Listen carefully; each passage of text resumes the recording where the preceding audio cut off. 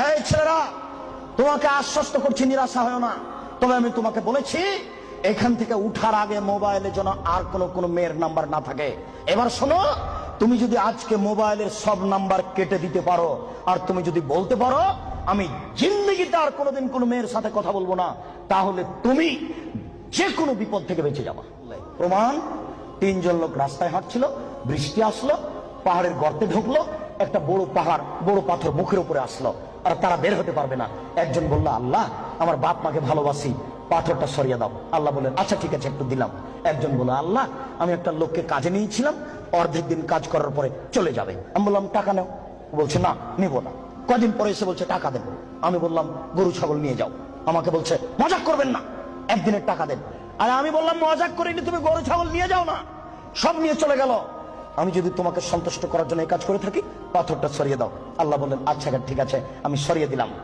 তিনজনের তৃতীয় জন বলছে, আল্লাহর নবী, আমার একজন চাচাতো বোন ছিল, আমি তাকে জীবন বাজি রেখে ভালোবাসতাম, আমি তার সাথে জেনা করতে চাইলাম, ফাবাত, সে নাকচ করে দিল। আমাকে বলল, তুই যদি 100টা স্বর্ণের টাকা আমাকে দিতে পারিস, আমি রাজি। আমার মন ভেবেছিল, আমি গরিব মানুষ, 100 টাকা সংগ্রহ করতে পারবো না। হাড় ভাঙা পরিশ্রম করে 100 টাকা নিয়ে উপস্থিত আমার বোনের হাতে দিলাম। আমি তার দুই পায়ের মাঝে বসলাম, আমি জেনা করব। তখন আমার বোন বলছে, আব্দুল্লাহ, হে আল্লাহর বান্দা, ইত্তাকিল্লাহ, আল্লাহকে ভয় কররে, ওরা তাফতাহিল খাতামা, তুই আমাকে অসতী প্রমাণ করিস না। হে আল্লাহর বান্দা, তুই আল্লাহকে ভয় কররে, আমাকে অসতী করিস না। ফাকুনতা আনহা, আমি ওখান থেকে উঠে গেছি, তোমার ভয়ে পাথর সরিয়ে দাও। আল্লাহ বলেন, আচ্ছা ঠিক আছে, আমি পাথর সরিয়ে দিলাম। এ দেখো, বিপদ থেকে বেঁচে গেল জেনা বন্ধ করার কারণে। আমি না বুঝাতে পারলাম না। বুখারী মুসলিমের হাদিস। দুই, এই ছেলে শোনো, শুধু বাঁচা নয়, আজকে থেকে তুমি যদি বলতে পারো, কোন মেয়ে যদি তোমার সাথে জেনার গল্প করতে চাই, তাহলে তুমি মোবাইলে বলবা, ইন্নী আখাফুল্লাহ, আমি আল্লাহকে ভয় করি, জিন্দেগিতে আমি তোমার সাথে আর কোনোদিন কথা বলবো না, তুমি আমার সাথে কথা বলবো না। এই কথা যদি তুমি বলতে পারো, বিচারের মাঠে তুমি বিশেষ ছায়াতলে 7 শ্রেণীর মানুষ থাকবে, তবে তুমি একজন। বুখারী মুসলিম। আমি কি বুঝাতে পেরেছি? তার মধ্যে তুমি একজন।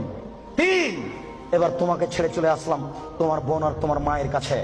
রাসূল সাল্লাল্লাহু আলাইহি ওয়াসাল্লাম বলেছেন, কেউ যদি 4টি কাজ করতে পারে, কোন নারী যদি 4টি কাজ করতে পারে, জান্নাতের যে কোনো দরজাতে ঢুকতে পাবে। 1, 5 ওয়াক্ত নামাজ পড়বে। 2, রমজান মাসের রোজা থাকবে। 3, স্বামীকে মেনে চলবে। 4, জেনায় লিপ্ত হবে না, জান্নাতের যে কোনো দরজাতে ঢুকতে পাবে, কোনো সমস্যা নেই। এবার সবার জন্য আল্লাহ তাআলা বলেন, ওয়ানাহান নাফসা আনিল হাওয়া ফাইনাল জান্নাতাল হিয়াল মাওয়া। পৃথিবীর মানুষ, তোমরা শুনে রাখো, আমি আল্লাহ বলছি, তোমরা যদি তোমাদের প্রবৃত্তিকে ঠেকাতে পারো, যদি বলো আর কোনোদিন জেনায় লিপ্ত হব না, তাহলে আমি আল্লাহ তোমাদের জন্য জান্নাতুল মাওয়া রেখেছি। যারা প্রবৃত্তিকে ঠেকাতে পারবে, তাদের জন্য আল্লাহ জান্নাতুল মাওয়া রেখেছেন। সম্মানিত উপস্থিতি, জেনা যত বড়ই পাপ হোক না কেন, আজকে আপনি সেখান থেকে ফিরে আসার চেষ্টা করুন, আল্লাহ আপনাকে রক্ষা করবেন ইনশাআল্লাহ। সম্মানিত উপস্থিতি।